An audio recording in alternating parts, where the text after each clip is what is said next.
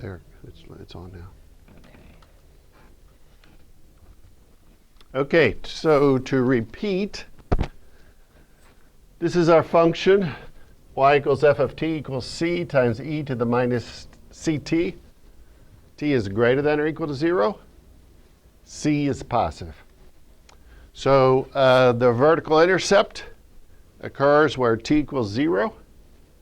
Plug in t equals 0 right here.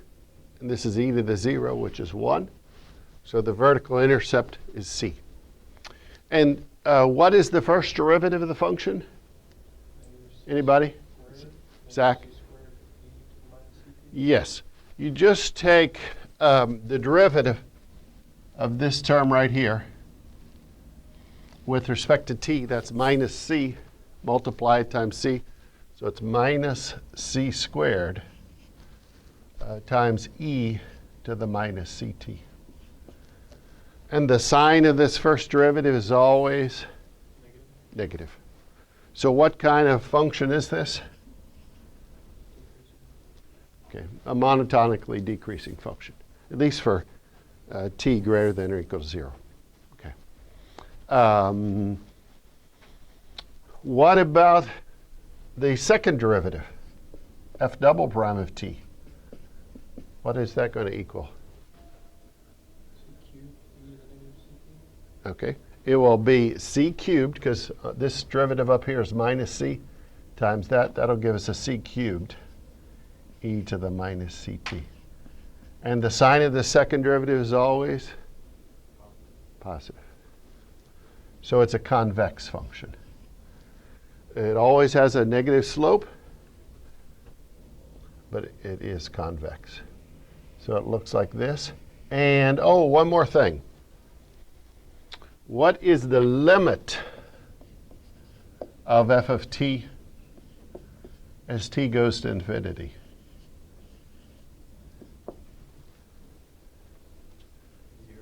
Zero. Because this t term, as it approaches infinity, this term right here approaches 0. Okay. So we know it asymptotically approaches this horizontal axis, but it never quite reaches it. Okay. So the last part of the quiz, after you sketched it, the last part of the quiz was to calculate the area under this curve. So how would I get the area under this curve? What mathematical expression would I use?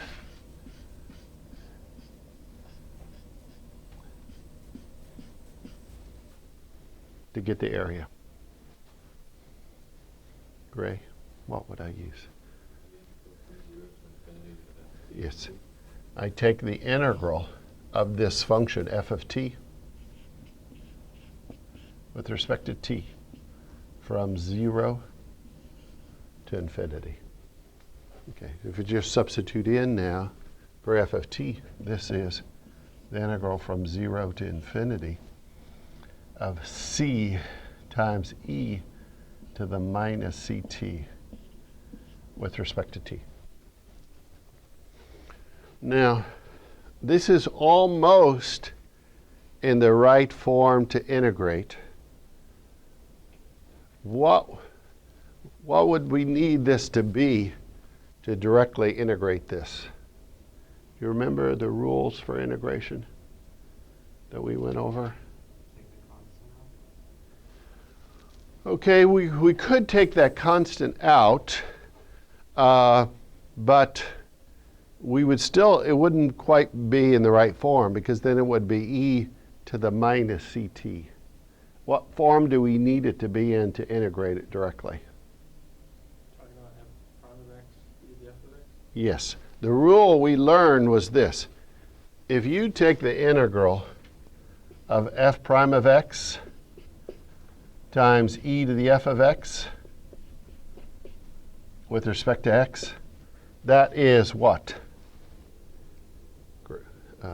Zachary? Negative c would be No, okay, no, in this, what is the rule here? Go back to this rule.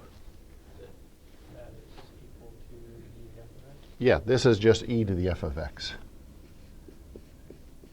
Now, the only difference is e to the f of x plus, of course, your constant of integration.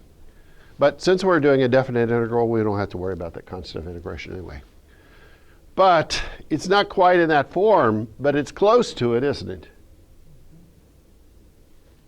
What is the derivative of minus ct with respect to c, with respect to t? Negative C. Negative c. But what we have is a plus c. So what trick can we use to get around that problem? Gray? Put a negative inside and outside. Yes. We could put a negative here as long as we put another one out there. Because a minus times a minus is a plus. So that's the trick we're going to use. Okay. See, now we got it in a format. We have it in this form right here now. Okay. So we could, and I'll just put a minus out here in brackets. Since this is a definite integral, we don't have to worry about the constant of integration. So what is the integral of this right here? What's the integral of that? E to the minus CT. Yes, it's just e to the minus ct. Now, since this is a definite integral, we calculate this, put the upper limit here and the lower limit of integration here. And when we substitute t equals infinity, what does this equal to? 0, because e to the minus infinite power would be 0. So this is equal to a minus 0. Minus, if t equals 0, this is what? 1. So you get a minus 1 is a plus 1. So the area under this curve is always 1. And what's interesting, well, I found this very interesting, it doesn't matter what the value of c is, so long as c is positive. C could be 1, c could be 10, c could be 100. It still works out that the area under the curve is 1. It's kind of interesting. Okay, so the area is always 1. So this would be a well-defined probability density function, where the most likely outcome is values of t close to 0. But as the t gets higher and higher, the likelihood gets lower and lower. But the area under that curve is always 1. So it would be a well-defined density function. Okay. Have any of you run across this density function in probability theory? Exponential. Exponential. Okay. So maybe this t represents the time it takes to complete a task. And most people can do this task very quickly. But some people take a long, long time. Okay.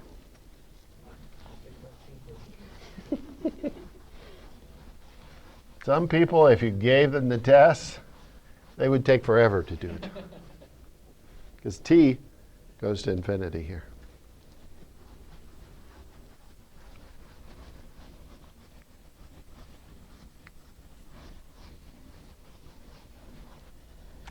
Okay. Now, Jacob, you had asked me some questions last class about what happens when one of the limits is plus infinity or minus infinity.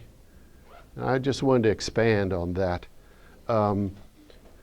These are called, these definite integrals, where one of the limits is plus infinity or minus infinity, the book refers to these as improper integrals. There's something improper about them.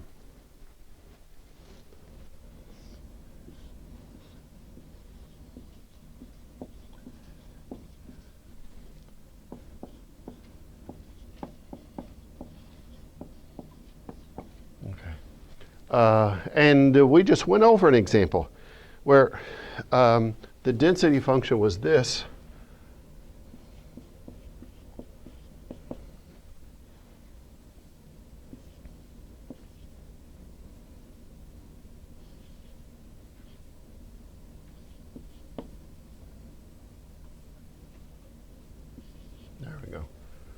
And we were doing this integral, this definite integral, from 0 to infinity.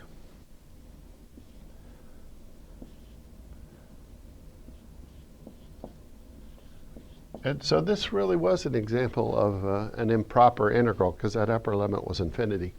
Now, technically, see, infinity is not a number like b. b, if the upper limit were b, that b would be some number. So in a technical sense, this is not quite right. But really, what we mean by this is this. This is really equal to the integral from 0 to b of c times e to the minus ct. The limit of this as b goes to infinity. Okay. But everybody knows that. So most of the time they'll write it like this. And that's okay. We understand what it is. Okay. And we were actually able to calculate it. In this case, this is actually equal to 1. Sometimes when the upper limit or the lower limit is either infinity or minus infinity, the integral will be divergent, which means it goes to infinity. So sometimes that happens. But if the integral is convergent, that means it has a finite value, and you can actually calculate it. Okay. So occasionally you'll get integrals, definite integrals, that are divergent. For example, consider this case right here. Suppose we wanted to calculate this. The integral, let's say from 1 to infinity of a 1 over x dx.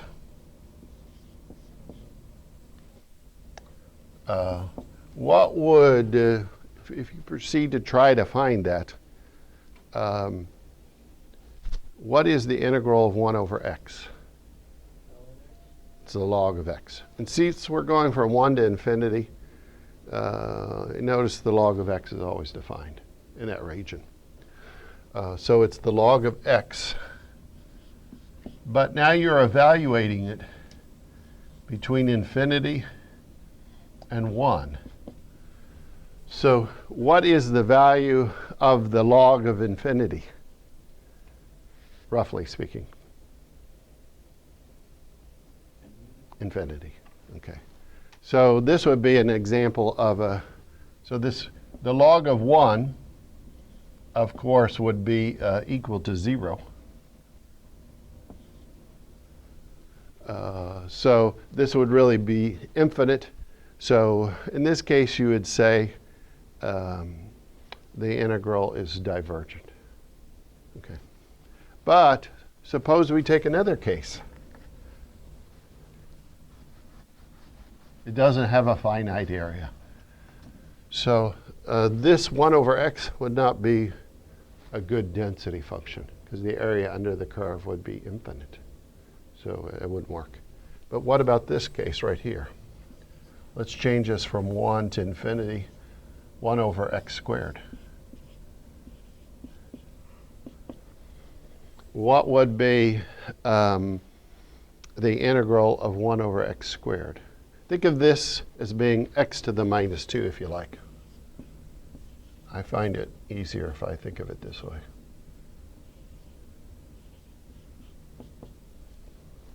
What would that integral be? Let's make this a minus 2 so we can see it. There we go. What would the integral of x to the minus 2 be? Anybody? Well, wait a second. Just let's integrate. First, let's integrate x to the minus 2. Just using the power function rule. Just using the power function rule. When you integrate x to the minus 2, what do you get?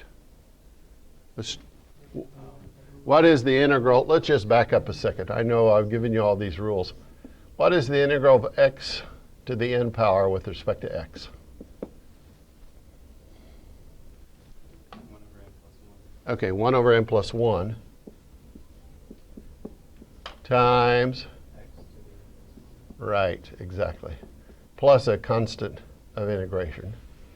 Okay, so if n is equal to minus 2, what is this integral of x to the minus 2? Negative 1 over x. Okay, yeah.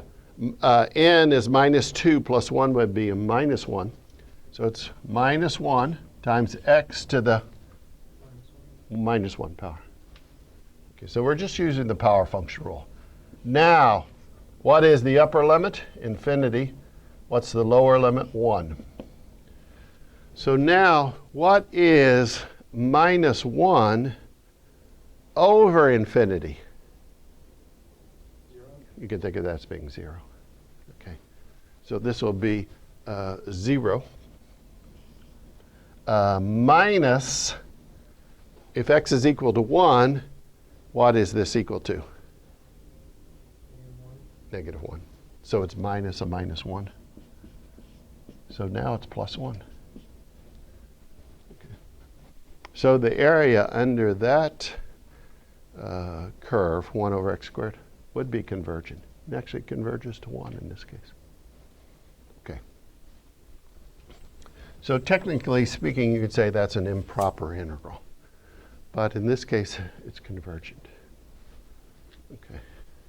The trouble with this one, this approaches the horizontal axis too slowly. This one approaches rapidly enough so that the area is actually finite under that curve. Okay. Okay.